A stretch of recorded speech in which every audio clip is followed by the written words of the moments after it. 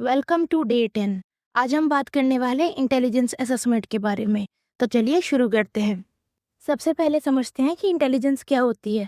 Intelligence का मतलब है एक्सपीरियंस से सीखने की ability, logical thinking, problem solve करना और नए सिचुएशंस में खुद को एडजस्ट करना। स्पेशल एजुकेशन में इंटेलिजेंस असेसमेंट का यूज लर्निंग एबिलिटीज को समझने, आईईपी बनाने और एजुकेशनल प्लानिंग के लिए किया जाता है। याद रखिए, इंटेलिजेंस किसी बच्चे की वैल्यू नहीं बताती, बल्कि उसकी लर्निंग एबिलिटी को समझने में मदद करती है। अब बात करते हैं इंटेलिजेंस क्वोशेंट की, यानी कि आईक्यू। ये एक स्टैंडर्डाइज स्कोर होता है जो बताता है कि व्यक्ति की इंटेलेक्चुअल फंक्शनिंग सेम एज के दूसरे लोगों के कंपैरिजन में कैसी है। स्पेशल एजुकेशन में आईक्यू का यूज इंटेलेक्चुअल डिसेबिलिटी और गिफ्टेडनेस को आइडेंटिफाई करने, एजुकेशनल प्लेसमेंट और इंटरवेंशन प्लानिंग के लिए किया जाता है। लेकिन एक बहुत इंपॉर्टेंट बात याद रखिएगा, सिर्फ आईक्यू स्कोर के बेसिस पर इंटेलेक्चुअल डिसेबिलिटी डायग्नोज नहीं की जा सकती है। एक्यूरेट असेसमेंट के लिए इसके साथ ही एडेप्टिव बिहेवियर का असेसमेंट भी इक्वली इंपॉर्टेंट होता है। अब समझते हैं मेंटल एज और क्रोनोलॉजिकल एज। मेंटल एज का मतलब है चिल्ड्रन का इंटेलेक्चुअल लेवल। अगर 10 साल का बच्चा प्रॉब्लम्स वैसे सॉल्व करता है जैसे कि एक एवरेज 8 साल का बच्चा सॉल्व करता है, तो उसकी मेंटल एज 8 ईयर्स की होगी। जबकि क्रोनोलॉजिकल एज का मतलब है बच्चे की एक्चुअल एज, यानी बर्थ से लेकर अब तक की एज। इस एग्जाम्पल में क्रोनोलॉजिकल एज 10 साल है। इजी ट्रिक से याद रखिए, mental age is equals to intellectual age और chronological age is equals to actual age. अब देखते हैं आईक्यू क्लासिफिकेशन। 90 से 109 को एवरेज आईक्यू में माना जाता है। 110 से ऊपर हाई एवरेज, सुपीरियर और वेरी सुपीरियर कैटेगरीज आती हैं। 80 से 89 लो एवरेज और 70 से 79 बॉर्डर लाइन कैटेगरी होती है। अगर आईक्यू अप्रोक्सीमेटली 70 से नीचे हो तो इंटेलेक्चुअल डिसेबिलिटी सस्पेक्टेड होती है। अब देखते हैं आईक्यू का फॉर्मूला। फॉर्मूला है mental as divided by chronological age multiplied by 100। For example, अगर मेंटल एज 8 ईयर्स है और क्रोनोलॉजिकल एज 10 ईयर्स है तो आईक्यू होगा 8/10 इंटू 100 यानी कि 80।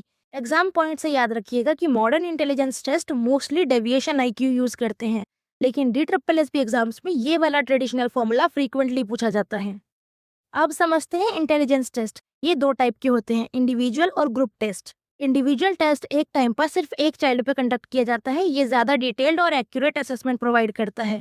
स्टैनफोर्ड, बिने, वेक्सलर और मिसिक इसके एग्जाम्पल हैं। ग्रुप टेस्ट में एक साथ बहुत सारे स्टूडेंट का असेसमेंट किया जाता है। टाइम और कॉस्ट दोनों बचाता है और ये ज्यादातर जनरल स्क्रीनिंग रिजल्ट्स के लिए यूज किया जाता है। इसके कुछ एग्जाम्पल्स है Raven, Bhatia battery and Otis Lennon. अब बात करते हैं वर्बल और नॉन वर्बल इंटेलिजेंस टेस्ट की। वर्बल टेस्ट में लैंग्वेज का यूज होता है, जैसे vocabulary, arithmetic and comprehension. Non verbal test में लैंग्वेज की जरूरत बहुत कम पड़ती है। इसमें पिक्चर्स, पैटर्न, डिजाइंस, इन सब का यूज होता है। रेवन प्रोग्रेसिव मैट्रिसेस और सिग्विन फॉर्म बोर्ड टेस्ट इसके एग्जाम्पल है। Non verbal test speech disorder, hearing impairment and language barrier वाले बच्चों के लिए बहुत यूजफुल होता है। अब बात कर लेते हैं स्टैनफोर्ड विने इंटेलिजेंस टेस्ट के बारे में। ये दुनिया के सबसे फेमस इंटेलिजेंस टेस्ट में से एक है। इसे एल्फ्रेड बिने और थियोडोर साइमन ने डेवलप किया था।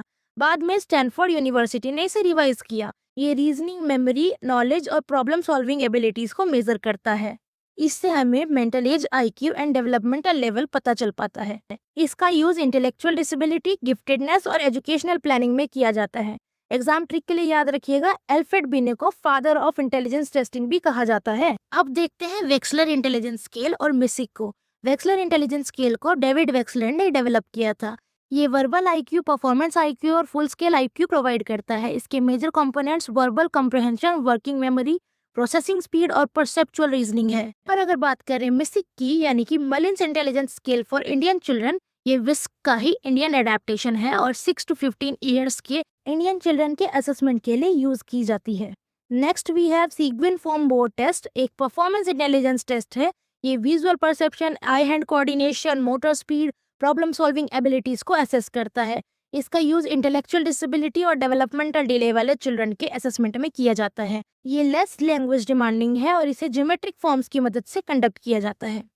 और अगर बात करें रेवन प्रोग्रेसिव मैट्रिसेस की, तो ये एक लैंग्वेज फ्री और कल्चर फेयर इंटेलिजेंस टेस्ट है। ये एब्स्ट्रैक्ट रीजनिंग और जर्नल इंटेलिजेंस को मेजर करता है। इसमें पेपर पेंसिल का यूज करके एब्स्ट्रैक्ट पैटर्न के थ्रू बच्चे की रीजनिंग और जनरल इंटेलिजेंस मेजर की जाती है। एग्जाम पॉइंट ऑफ व्यू से याद रखिएगा कि Raven is the most popular non verbal intelligence test. Next we है भाटिया बैटरी, जो डॉक्टर CM भाटिया ने डेवलप की थी। ये एक परफॉर्मेंस इंटेलिजेंस टेस्ट है जो इंडिया में बहुत वाइडली यूज होता है। इसमें Kohs block design, Alexander pass along test, pattern drawing test, immediate memory test जैसे सब टेस्ट शामिल है। ये स्पेशली एडोलेसेंट्स, अडल्ट्स और लो लिटरेसी इंडिविजुअल्स के असेसमेंट के लिए यूजफुल माना जाता है।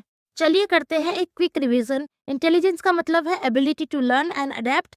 IQ मतलब इंटेलिजेंस क्वेश्चन, MA मतलब मेंटल एज यानी कि इंटेलेक्चुअल एज, CA मतलब क्रोनोलॉजिकल एज यानी कि एक्चुअल एज। IQ का formula MA divided by CA into 100। Average IQ होता है 100। अल्फ्रेड बिने को कहा जाता है father of intelligence testing. Stanford Binet एक इंडिविजुअल इंटेलिजेंस टेस्ट है। वेक्सलर वर्बल और IQ परफॉर्मेंस मेजर करता है। मिसिक वेक्सलर का ही इंडियन एडेप्टेशन है। रेवन एक culture fair non verbal test है। सिगविन एक परफॉर्मेंस टेस्ट है। Bhatia battery Indian performance intelligence test है। IQ कभी इंटेलेक्चुअल डिसेबिलिटी डायग्नोज नहीं करता है, उसके लिए हमें कंप्लीट असेसमेंट चाहिए जिसमें IQ, एडेप्टिव बिहेवियर और डेवलपमेंटल हिस्ट्री तीनों शामिल हो। That's all, now let's move on to the MCQ part very honestly. अब स्क्रीन पॉज कीजिए, MCQ सॉल्व कीजिए और कमेंट में बताइएगा कि आपके कितने आंसर सही हुए। और अगर आपको कोई भी डाउट है तो आप मुझे बताइएगा, मैं उसे ज़रूर क्लियर करूंगी। Thank you for learning with us today, and now let's see what we will learn on day 11.